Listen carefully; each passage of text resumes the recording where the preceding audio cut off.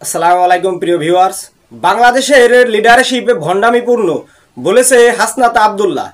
৭১ পত্রিকার টপ নিউজের সঙ্গে আছি আমি সাংবাদিক রহমত। জাতীয় নাগরিক পার্টি এনসিপির দক্ষিণাঞ্চলের মুখ্য সংগঠক হাসনাত আবদুল্লাহ বলেছেন, আমাদের দেশের লিডারশিপ হলো ভণ্ডামিপূর্ণ।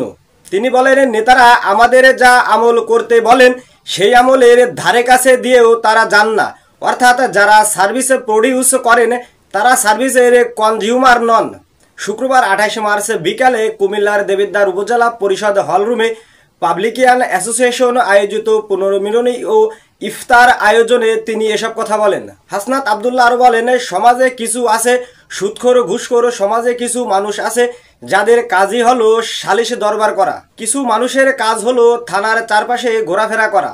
তিনি আরও বলেন, কিছু মানুষের তৈরি হয়েছে যারা কখনো স্কুলের ধারে কাছেও যায় না, কিন্তু তাদের টার্গেট হলো স্কুল কমিটির সভাপতি হওয়া। আসলে তাদের দোষ দিয়ে লাভ নেই, আমরা সচেতনভাবে তাদের প্রতিহত করি না। এ সময় আরও বক্তব্য দেন সিনিয়র সহকারী police super Debidwar circle Mohammad Shahin, পাবলিকিয়ান অ্যাসোসিয়েশনের সাবেক সভাপতি মোহাম্মদ সাইফুল ইসলাম, সভাপতি জিল্লুর রহমান, সাধারণ সম্পাদক শরীফুল ইসলাম আরাফাত সহ প্রমুখ। আজ এ পর্যন্ত, সবাইকে ধন্যবাদ জানিয়ে শেষ করছি। আল্লাহ হাফেজ।